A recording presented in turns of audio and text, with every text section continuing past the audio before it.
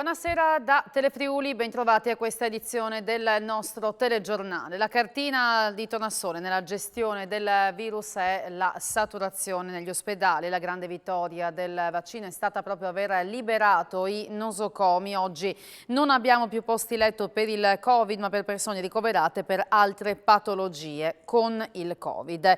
Davanti a questa situazione è necessario allentare le regole per dare migliori risposte al cittadino.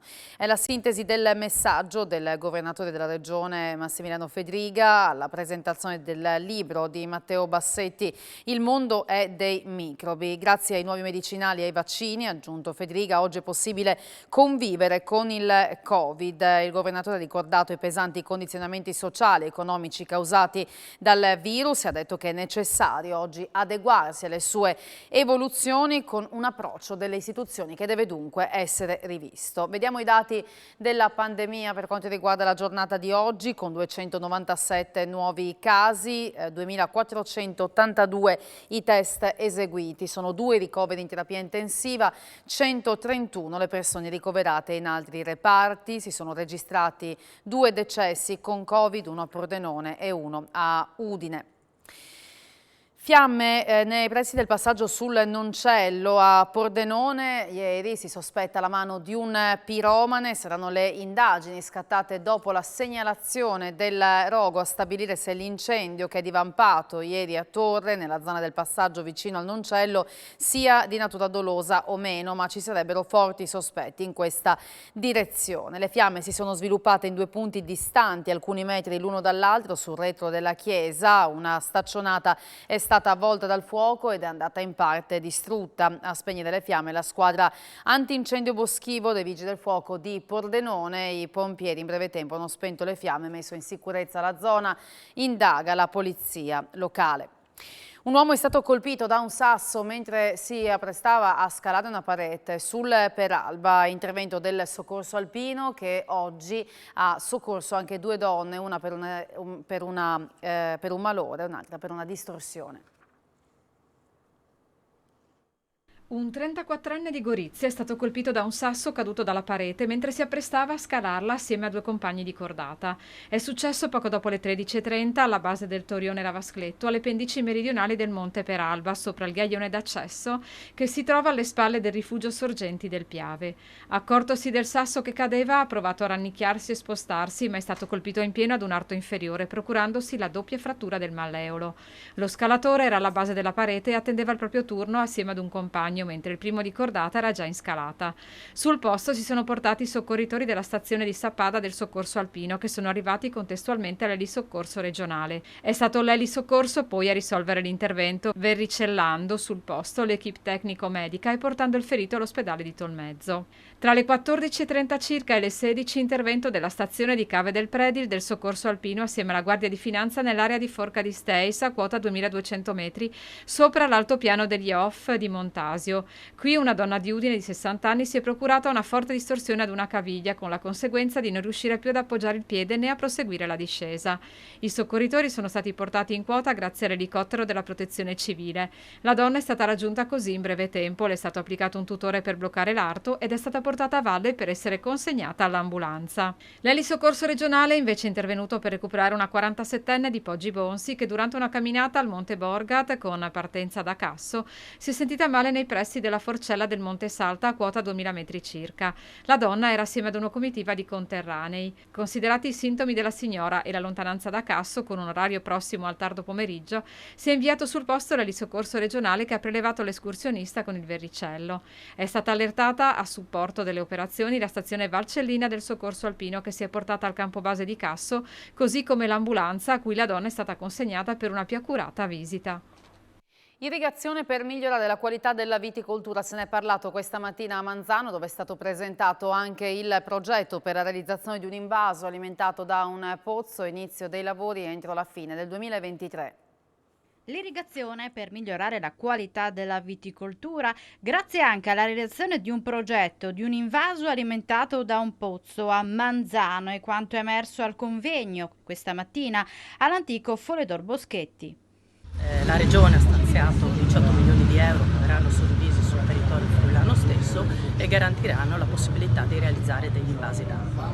Questi invasi andranno realizzati in zone dove fino a pochi anni fa non c'era la necessità di irrigare e che invece adesso, visti i cambiamenti climatici, necessitano di avere l'acqua per garantire le produzioni di qualità e che poi sicuramente possono dare dei risultati importanti per l'imprenditoria. Pensiamo a tutto il vino e tutto quello che viene realizzato in questo territorio dei Colli Orientali. Viviamo nel cuore dei Colli Orientali, quindi è chiaro che Rosazzo rappresenta per noi un biglietto da visita, soprattutto dal punto di vista qualitativo, e quindi attraverso il consorzio di bonifica, quindi la costruzione di questo bacino di captazione delle acque, va garantito proprio una qualità ai viticoltori per garantire naturalmente quel prodotto che in passato veniva molto più facilmente prodotto, che quest'anno invece con lo stress idrico è chiaro che è molto più difficile. Quindi una risposta data alla siccità, e quindi ci auguriamo quanto prima di poterlo realizzare per garantire la qualità, per poter garantire anche a Rosazzo una qualità vitivinicola nel mondo che sia sempre la migliore. Il caro bollette incide anche sul bilancio dei comuni. Per Manzano il sindaco Piero Furlani lancia l'allarme per evitare di ridurre i servizi alla comunità e dice l'unica soluzione è trovare altre fonti energetiche. L'anno scorso noi avevamo il prezzo bloccato perché avevamo fatto dei contratti che sono scaduti, adesso siamo sul mercato libero e come una famiglia si ritrova la bolletta al doppio, il 20% ogni mese che aumenta, e dunque noi abbiamo difficoltà a dare il servizio ai cittadini perché l'illuminazione, il gas, dunque il riscaldamento delle scuole e degli edifici pubblici ci costa, e purtroppo stiamo cercando di tamponare il più possibile questa situazione. Dobbiamo eliminare certe spese per coprire le spese dell'energia. Noi abbiamo già incominciato a maggio a ragionare in questo modo e a incominciare a eliminare a una certa ora certe luci che erano troppo in più. Si può abbassare il riscaldamento, si può cercare di usare meno aria condizionata, però non è la soluzione. Purtroppo la soluzione è trovare altre fonti di energia a un costo decente, perché qua mi dispiace dirlo ma è una speculazione. Noi purtroppo siamo nel centro della bufera, non abbiamo la possibilità di intervenire in altri modi. Noi abbiamo incominciato già con fondi pubblici a cambiare le lampadine per le strade, mettere quelle a LED, dunque a più efficienza, e andiamo avanti ogni anno con una strada cercando appunto di abbassare i consumi il più possibile. Cresce il turismo nel territorio del Collio, dove la presenza di turisti italiani rispetto al pre-Covid è aumentata di oltre il 50%. Anche di questo si è parlato in occasione della festa dell'uva a Cormons. Abbiamo sentito il presidente della Camera di Commercio di Trieste e Gorizia, Paoletti. Festa dell'uva, anche un appuntamento per parlare di quanto questo settore dal punto di vista economico può dare, di come sta anche in quest'annata.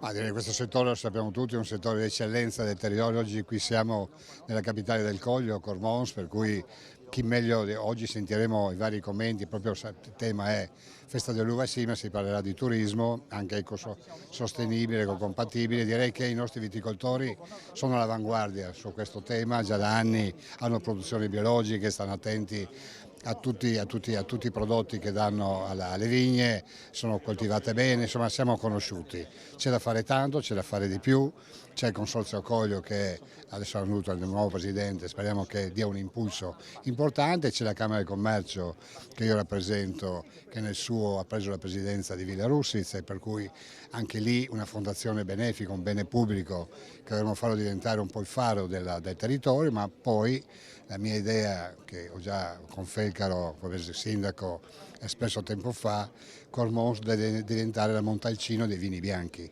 Non c'è storia qui, è un bel territorio, è sul colle la piazza centrale, tutto scende un po' come Montalcino. Io la vedo già piena di turisti, piena di negozi di souvenir, piena di ristorantini, insomma un'offerta che noi siamo in grado di dare e potremo darla. Fare questo cosa serve? Serve intanto cambiare un po' la mentalità dei commercianti, degli imprenditori, incentivarli a investire su questo territorio, serve alla Regione, la nostra stessa Camera di Commercio. A Palmanova in questo weekend si è vissuta la più grande rievocazione storica seicentesca d'Europa, con oltre 1000 rievocatori. Questa edizione della rievocazione storica è già iniziata con un grande afflusso di persone fin dal primo mattino, interessate alla visita all'accampamento, alle battaglie e alle visite guidate con le guide che offrono la possibilità di fare la caccia al tesoro nelle gallerie e la visita al labirinto del leone. È un'edizione che ha portato a Palmanova 1100 rievocatori, 60 gruppi da tutta Europa, ci sono gruppi che giungono dalla Polonia, dalla Repubblica Ceca, dall'Ungheria, dalla Germania, dalla Slovacchia, dall'Inghilterra, dall'Olanda, dalla Scozia, dalla Spagna e tutti i gruppi italiani da tutta Italia. È la più grande rievocazione rinascimentale d'Europa proprio per il numero di presenze e quest'anno abbiamo delle novità all'interno dell'accampamento. Nella polveriera Garzoni c'è l'Emporio Atesinum che ripropone delle macchine per la produzione della carta come si produceva nel 1500 e nel 1600 e anche una riproduzione della stampa a caratteri mobili di Gutenberg. La 24enne Alice Toniutti di Tarcento è Miss Friuli Venezia Giulia. Sentiamo Michele Cupitò. Con noi Alice Toniutti ha appena vinto il titolo di Miss Friuli Venezia Giulia. Alice, complimenti innanzitutto e cosa hai provato in questa serata? Grazie mille intanto, buonasera a tutti, è stata un'emozione unica, infatti non la colgo ancora ma la coglieremo domani mattina e speriamo di portare in alto il Friuli Venezia Giulia, dai.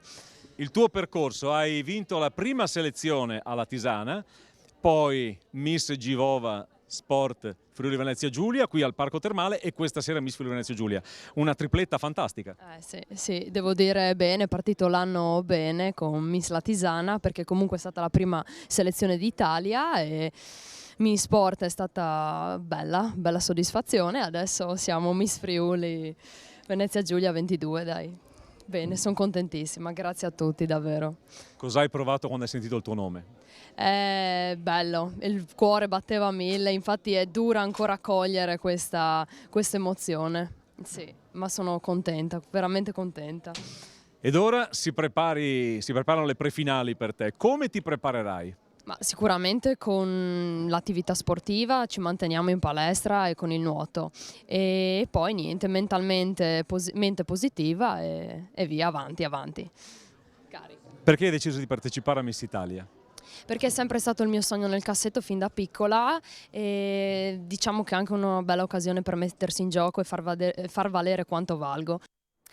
Dopo 4 tappe e 492 km di percorso è bastato un solo secondo al belga Verstring per vincere la 58esima edizione del Giro internazionale della regione Friuli Venezia Giulia.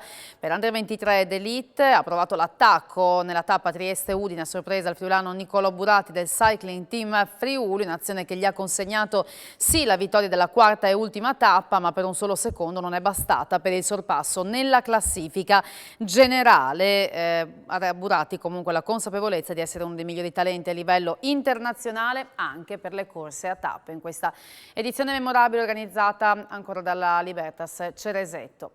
Grazie per aver seguito il nostro telegiornale, vi lascio allo sport con i risultati dei dilettanti in questa prima giornata per quanto riguarda la Serie D l'Eccellenza. Buona serata, arrivederci.